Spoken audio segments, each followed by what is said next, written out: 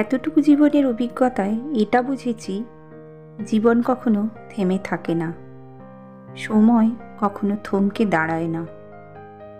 দিন যায়, রাত আসে, আবার আশায় থাকি নতুন সূর্যোদয়ের।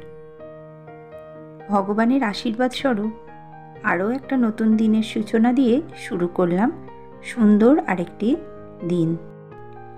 গুড মর্নিং বন্ধুরা, আমি মহানগরী কলকাতা থেকে তোমাদের বন্ধু সঞ্চিতা তোমাদের কাছে নিয়ে চলে এসেছি আমার ডেইলি ব্লগ চ্যানেল সঞ্চিতার সঞ্চয় নিয়ে। আশা করছি তোমরা দেশে ও দেশের বাইরে যে যে প্রান্ত থেকে আমার এই ভিডিওটি দেখছো সবাই ভালো আছো, সুস্থ আছো আর সাবধানেও আছো। আমরাও ভালো আছি, মোটামুটি, খুব ভালো নেই, তবু তোমাদের কাছে নিয়ে চলে এসেছি আজকে আমার আরেকটা নতুন ভিডিও। আশা রাখছি শেষ পর্যন্ত আমার সঙ্গে তোমরা থাকবে এবং আমার ভিডিওটি তোমরা দেখবে। আমি জানি আজকের ভিডিওটি তোমাদের খুব ভালো লাগবে, আমার সঙ্গে থাকার অনুরোধ রইল। আর যাবার সময় যদি তোমাদের ভালো লেগে থাকে তাহলে অবশ্যই একটা লাইক ও কমেন্ট করে যেও। সকালবেলা দেখো আমি মন্দিরে চলে এসেছি, কিন্তু সমস্ত কিছু সকালের কাজ সেরে ব্রাশ করে ড্রেস চেঞ্জ করে আমি চলে এসেছি মন্দিরে। আর মন্দিরে এসেই কিন্তু আমি পাখিদেরকে খাবার দিয়ে দিচ্ছি। আর কি হয়েছে জানো, এই যে পাঁচিলটা, এই পাঁচিলের পিছন দিকে না 2-3টে কুকুর আছে জানো, ওরা নেবে শুয়ে থাকে। কি করে নাবে আমি পাঁচিলের ওই ধারে আমি কোনোদিন দেখিনি, ওরা কিন্তু পাঁচিলের উপর দিয়ে হেঁটে যায়। তা দেখলাম ওদের খাবার দিতে গিয়ে পাখিগুলোকে যে ওরা ওইখানে শুয়ে আছে ভিতরে, অনেক নোংরা আছে, পাতা টাতা জড়ো হয়ে আছে, তার উপরে কিন্তু কুকুরগুলো শুয়ে আছে। তা ওদেরকেও বিস্কুট দিয়ে দিলাম। আর এই দেখো মন্দিরের দিকে আমি যাচ্ছি এবার, কারণ মাকে তো একটু প্রণাম করতেই হবে, সকালে উঠেছি যখন। আর জানো তো বাড়ির সামনে যেহেতু মন্দির না, সেহেতু আমি রোজই মন্দিরে যাই, কিন্তু তোমাদের সঙ্গে রোজ আমি সেটা শেয়ার করি না। তোমরা অনেকেই আমার এইখানের মন্দিরটা দেখতে পছন্দ করো বা ভালোবাসো, আমার মাকে তোমরা দেখতে খুবই পছন্দ করো, আমি জানি, তোমরা কমেন্টও করো মাঝে মাঝে। তাই এই যে শিব মন্দিরটা দেখো, বাবাজি কিন্তু এখনও গায়ে চাদর দিয়ে বসে আছেন। আর যে পরিষ্কার করতে আসে সেই এসে গেছে, কিন্তু অন্য দিকটা পরিষ্কার করছে। আর বাবার কিন্তু এখনও ঠান্ডা লাগছে। তো আমি এই ভিডিওটা যেদিন তোমাদের দেখাচ্ছি, এটা কিন্তু 2 দিন আগের ভিডিও, কারণ সেদিন কিন্তু সানরাইজটা খুব সুন্দর উঠেছিল আর এটা তুলে রেখেছিলাম। আর আমি এখন যখন ভয়েস দিচ্ছি তখন কিন্তু আজকের দিনটা একদমই ভালো না, খুব মেঘলা হয়ে আছে। আর কিন্তু অল্প অল্প বৃষ্টিও পড়ছে, সেটা বৃষ্টি না কুয়াশা কিছুই বুঝতে পারছি না। আর চারিদিকে কিন্তু পুরো জল জল হয়ে আছে জানো। তো দেখো আমি কিন্তু সমস্ত ঠাকুর দেখে মন্দির থেকে কিন্তু এবার আমি বাড়িতে চলে যাচ্ছি, কারণ বাড়িতে যাচ্ছি, বাড়িতে তো অনেক কাজ আছে। তা আমি বাড়িতে চলে গেলাম, গিয়ে কিন্তু আমি একটুখানি আগে টিফিন করে নেবো জানো। সকালবেলা আজকে আর আমি চা খাবো না, আজকে আমি একদম টিফিনে চলে যাব। তা টিফিনে চলে গিয়ে এবার ঘরটাও পরিষ্কার করব তার জন্য। তা ঘরটা কি করলাম জানো, আগেই কিন্তু আমি ঘরটা আজকে সকাল সকাল পরিষ্কার করে নিয়ে কিন্তু আমি মুছছি।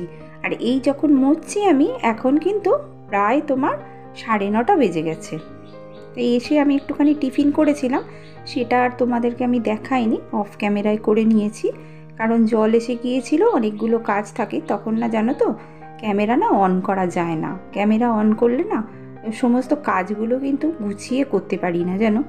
তার জন্য আমি সব অফ ক্যামেরায় করে নিয়েছি। আর এইটা কিন্তু আমি প্রায় 9:30 তখন সমস্ত টিফিন হয়ে গেছে, কাজ আমার হয়ে গেছে। তারপরে কিন্তু এসে আমি এই ঘরটাকে পরিষ্কার করে নিয়েছি, আমার বিছানাও পরিষ্কার করা হয়ে গেছে।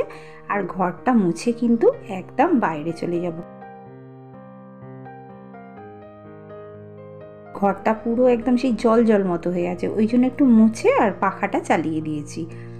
তাই জন্য কি হয়েছে বলো তো, মেঝেটা কিন্তু একদম শুকনো হয়ে গেছে। তো যাই হোক, এই দেখো আমি কিন্তু এবারে ঘরটা পরিষ্কার করে রান্নাঘরের দিকে চলে যাব। আর বাইরেটাও পরিষ্কার করে নিয়েছি, সেটা কিন্তু আমি আর তোমাদের সঙ্গে শেয়ার করলাম না।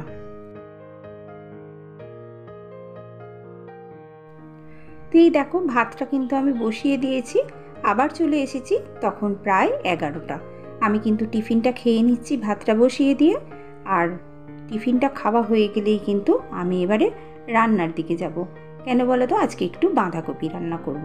আর যতক্ষণে আমি এই টিফিন করছিলাম তার কিন্তু মাঝখানে আমি দেখো আলু সেদ্ধ করে নিয়েছি আর ডাল সেদ্ধ করে নিয়েছি, মুগ ডাল করেছি, আর প্রেশার কুকারে একদম আলুও দিয়ে দিয়েছিলাম। তা যেহেতু আমি ওই আলুটা ভেজেছি বাঁধাকপির, সেই আলুটার সঙ্গে কিন্তু আমি একটু লঙ্কাও ভেজে নিয়েছিলাম। আর এখনকার জানো তো নতুন আলু তো, গরম থাকতে থাকতে যদি না মাখা হয় না, তাহলে দেখবে সেই আলুটা না কিরকম একটা শক্ত শক্ত মতো হয়ে যায় ঠান্ডা হয়ে গেলে। তাই জন্য আমি কিন্তু নাবিয়েই গরম গরম মেখে নিয়েছি।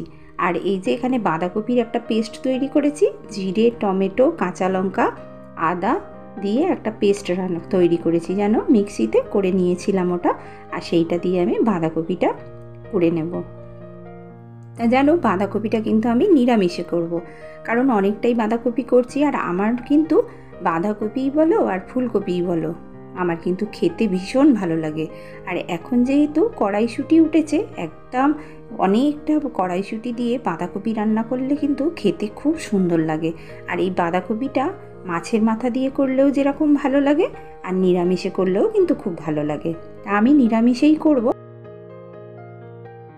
সকালবেলা আমরা অমনি ভাতে একটু একটু করে নেব, ওই জন্য 8খানা বাঁধাকপি কেটেছি। ওর বাবা কিন্তু অনেক বড় একটা বাঁধাকপি নিয়ে এসেছিল জানো, তা সেই জন্য আমি 8খানা ওই ছোট বড় করে কেটেছিলাম, বড় দিকটা কেটে আর ছোট দিকটা কিন্তু আমি রেখে দিয়েছি। আমার শাশুড়ি মা জানো একটা চচ্চড়ি করতো খুব ভালো,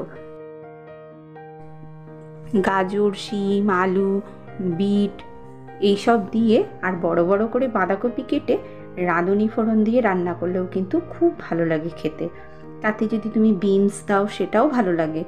সব রকম দিয়ে বড় বড় করে কাটতো জানো, দিয়ে আর একটুখানি চচ্চড়ি করতো। সেই চচ্চড়িটা রুটি দিয়েই বলো বা মুড়ি দিয়ে বলো, খেতে কিন্তু খুব ভালো লাগতো।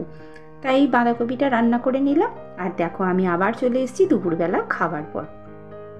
খাওয়া হয়ে গেছে আর আমি এই বাসনগুলো সব ধুয়ে নিচ্ছি, কারণ সেগুলো আর তোমাদের কিন্তু আমি দেখাইনি। চানটাও করে নিয়েছি, চান করে নিয়ে পুজো হয়ে গেছে।